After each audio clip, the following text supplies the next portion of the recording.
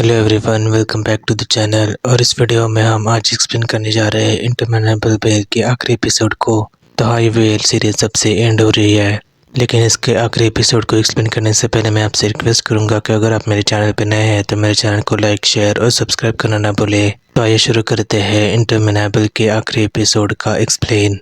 तो इंटरमिनेबल के आखिरी एपिसोड की शुरुआत में हम देखते हैं व्हाइट हाउस में आने के बाद क्योटा अपना ट्रेडिशनल डांस कर रहा था, लेकिन तभी वहाँ पर कोन्याई उसे देखता रहता है और उसे याद आता है कि कैसे उसने उसे पहली बार ट्रेडिशनल डांस करते हुए देखा था।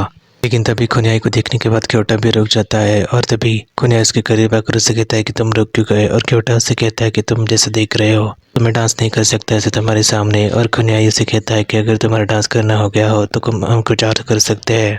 क्योटा उसे कहता है कि तब का मतलब क्या है, ये दिन है रात नहीं है, हम यहाँ पर नहीं कर सकते ऐसे। लेकिन तभी कोन्याई उसके करीब आ चुका और उसे कहता है कि मैं मेरी पेंटिंग बनाने के बारे में तुमसे कह रहा हूँ, तुम क्या सोच रहे हो। और क्योटा भी उसे कहता है कि सच में। और आगे हम देखते हैं कि क्योटा उसकी ड्राइंग बनाने लगता है। लेकिन तभी कोन्याई उसे 2 रिंग गिफ्ट करता है और उसमें से एक रिंग उसे पहना देता है। और उसे वो अंगूठी पहनाते हुए कोन्याई उसे कहता है कि क्योटा मैं सच में तुमसे बहुत प्यार करता हूँ, मैं समय के अंत तक तुमसे प्यार करूंगा। और वो उसके हाथ को चूम लेता है। राके क्योटा भी कोन्याई को वो दूसरी अंगूठी पहना देता है और वह अंगूठी पहनाते हुए उसे कहता है कि राके क्योटा भी कोन्याई को वो अंगूठी पहनाते हुए उसे प्रॉमिस करता है कि उसका दिल हमेशा उसका ही रहेगा। और ये बात कोन्याई को भी बहुत अच्छी लगती है और वो उसे किस कर देता है और क्योटा भी कोन्याई को किस करता है और वो दोनों आगे काफी ज्यादा पैशनेटली एक दूसरे को किस करने लगते हैं और एक दूसरे के साथ इंटीमेट हो जाते हैं। और अगली सुबह हम देखते हैं कि क्योटा उठ जाता है और कोन्याई की पेट के ऊपर किस करने लगता है। लेकिन तभी कोन्याई भी उसे कहता है कि मॉर्निंग हो गई। क्योटा भी उसे कहता है कि हाँ कब की। लेकिन तभी क्योटा उसके अंदर डालने लगता है और कोन्याई भी उसे कहता है कि तुम ये क्या कर रहे हो।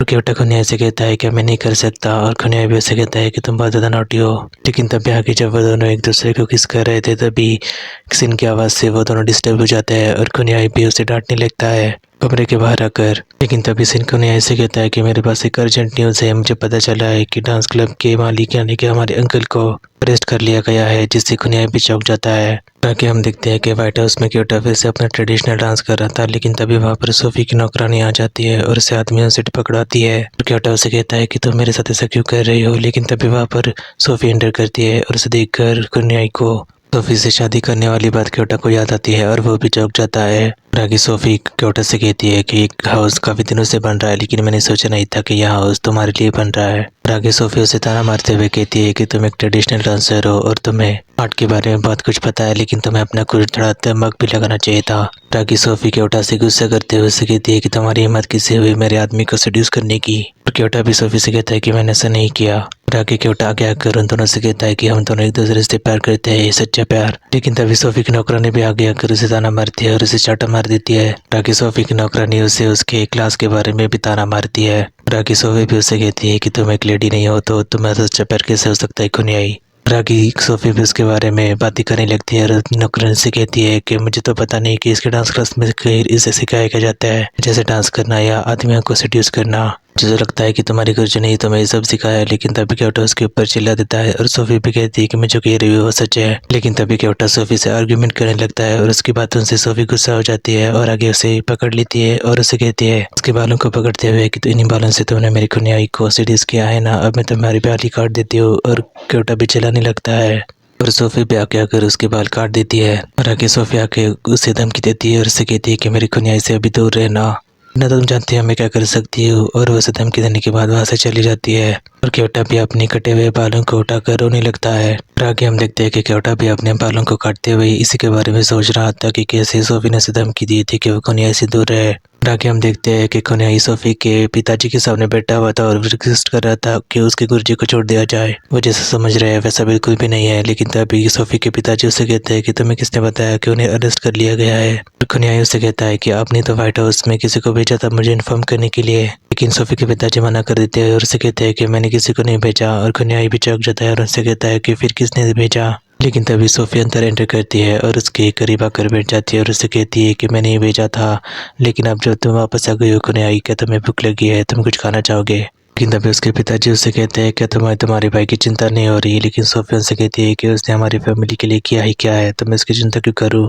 उसके पिताजी भी वहाँ से चले जाते हैं, लेकिन तभी सोफी खुन्याई से रिक्वेस्ट करती है कि वो डिनर के लिए वहाँ पर रुके, लेकिन खुन्याई उसे मना कर देता है और सिन के साथ वहाँ से चला जाता है। लेकिन तभी उसके जाने के बाद सोफी की नौकरानी भी उसे कहती है कि आपने उसे इतनी आसानी से जाने कैसे दिया। अगर व्हाइट हाउस जाने के बाद खुन्याई को वो केवटा बता देगा कि आज हमने क्या किया उसके साथ, तब हम क्या करेंगे। लेकिन तभी सोफी उसकी नौकरानी से कहती है कि वो केवटा कुछ नहीं करने वाला, मैंने उसे धमकी दी है उसके कुर्सी के बारे में। और उसकी नौकरानी भी कहती है कि अब तक तो वहाँ से वो भाग ही गया होगा।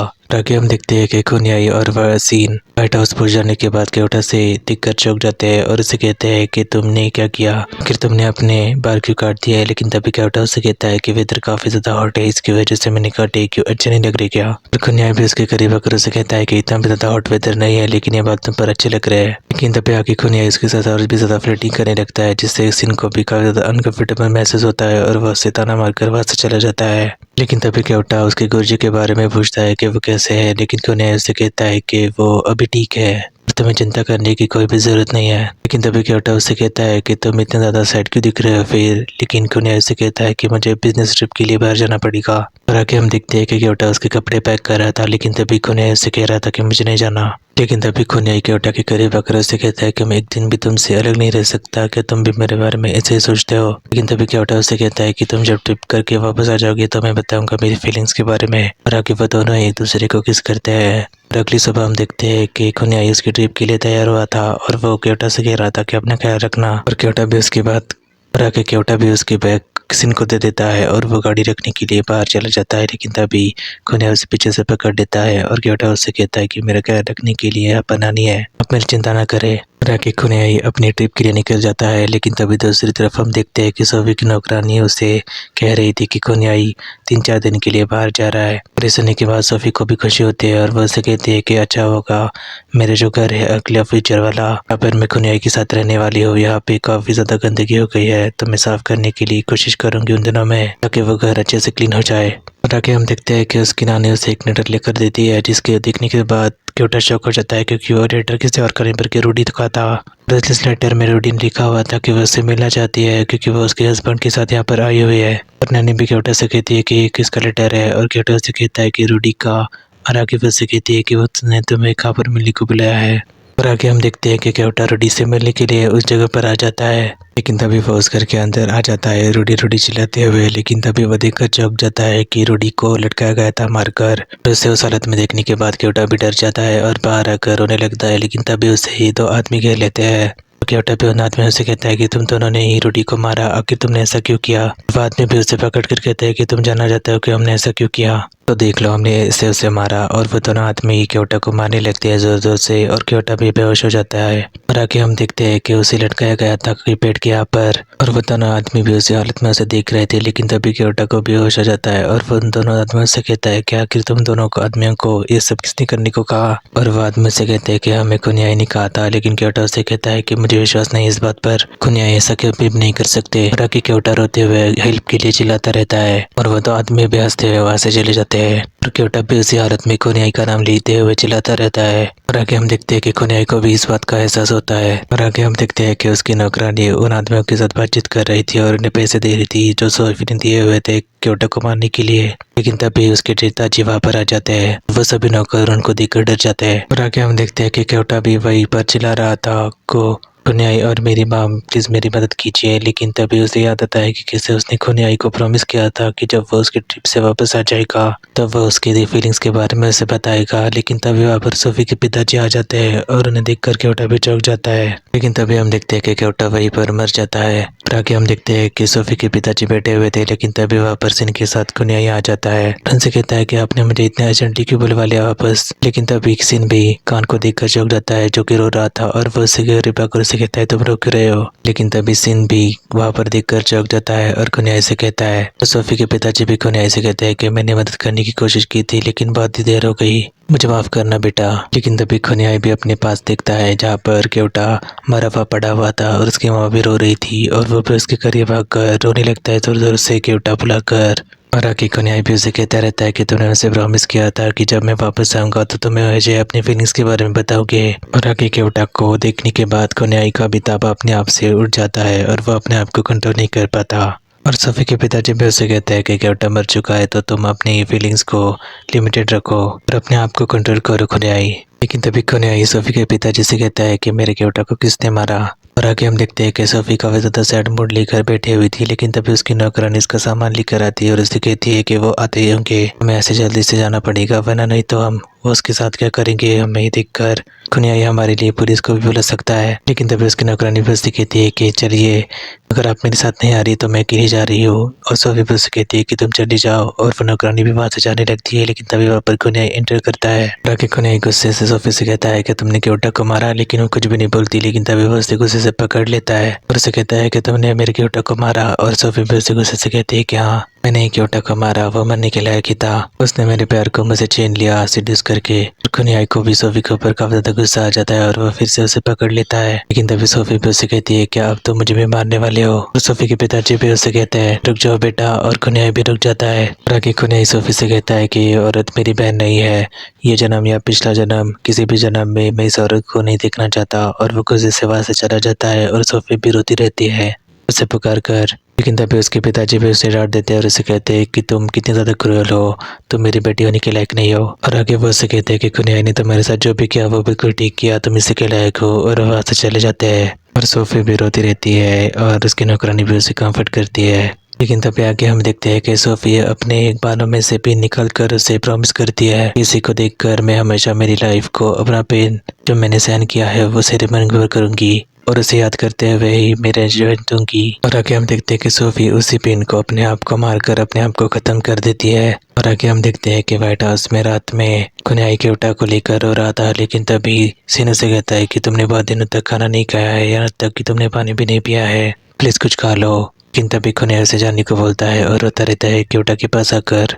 और अगली सुबह हम देखते हैं कि सीन वापस उसके कमरे में आ जाता है। लेकिन तभी वो देखकर चौंक जाता है कि खुनयाई मर चुका था केवटा को लिपट कर, और वो भी रोने लगता है और नीचे बैठकर प्रॉमिस करता है कि मैं भी आपके साथ ही आ रहा हूँ। लेकिन तभी हम देखते हैं कि कहानी फिर से प्रेजेंट में आ जाती है जहाँ पर केवटा को कुर्सी से बांधा गया था पेटी से यहाँ पर, और वहाँ पे बहुत जोरों से आग लगी हुई थी। और खुनयाई भी उसे कह रहा था कि केवटा होश में आओ। लेकिन तभी उसके होश में आने के बाद सोफिया वहाँ पर आ जाती है और केवटा भी उसे कहता है कि मिस सोफिया आप ये क्या कर रही है। और सोफी भी उससे कहती है कि मैं तुम्हें इस व्हाइट हाउस के साथ खत्म कर दूंगी। और आगे वो उससे कहती है कि तुम मुझे इस जन्म में भी वही कर रहे हो जो पिछले जन्म में किया था, मेरी खुनयाई को सीड्यूस कर रहे हो। लेकिन तभी केवटा उससे कहता है कि तुमने जिसे देखा वो खुनयाई नहीं है। लेकिन तभी सोफी उसे कहती है कि तुम झूठ बोल रहे हो। लेकिन तभी केवटा उसे कहता है कि मुझे माफ कर दो सोफी। और सोफी भी हंसने लगती है और उसे कहती है कि कभी नहीं। लेकिन तभी आगे हम देखते हैं कि जैसे ही सोफी आग लगाने वाली थी केवटा को, तभी प्रेम वहाँ पर आ जाता है और उसे दिखने के बाद सोफी भी चौंक जाती है और उसे खुनयाई को पुकारती रहती है। लेकिन तभी वो कहता है कि मैं वो नहीं हूँ। लेकिन तभी सोफी भी चिल्लाती रहती है कि तुम मेरा प्यार हो खुनयाई। लेकिन तभी वो सोफी को धक्का मारकर नीचे गिरा देता है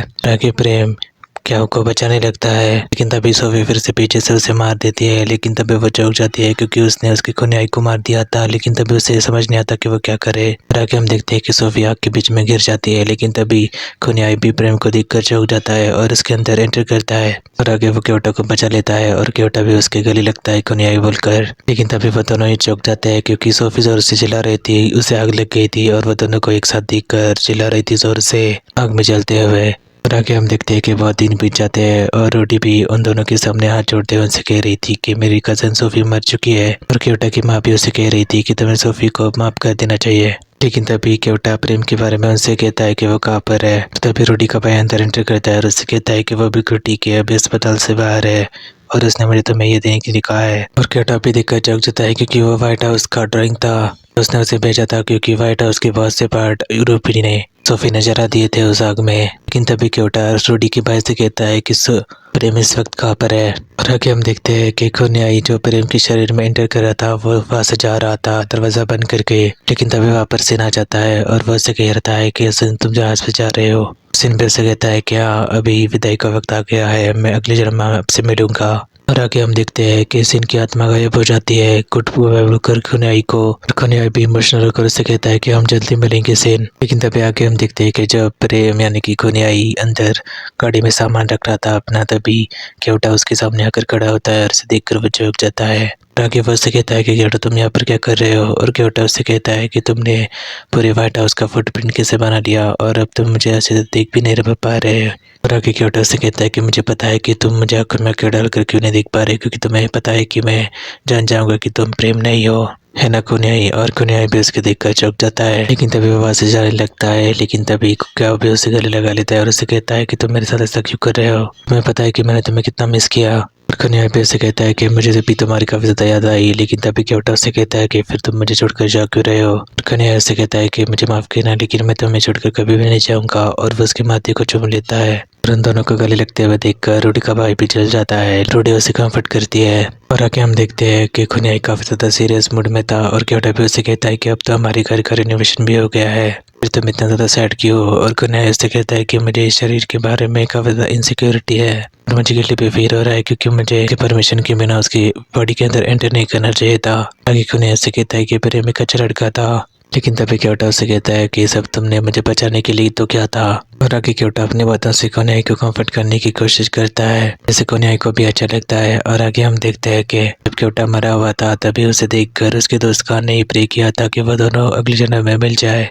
और आगे हम देखते हैं कि काफी साल बीत जाते हैं, और आगे हम देखते हैं कि कुन्याई और क्योटा काफी ज्यादा एक दूसरे के साथ खुश थे। लेकिन तभी कुन्याई उसे ये कहता है कि मुझे ये लग रहा है कि ये अंत है हम दोनों का इसी जन्म में। लेकिन तभी आगे हम देखते हैं कि 2025 में बैंकॉक में उसी व्हाइट हाउस में क्योटा की पेंटिंग लगी हुई थी वैसे ही, लेकिन तभी वहाँ पर एक बूढ़ी दादी भी बैठी हुई थी।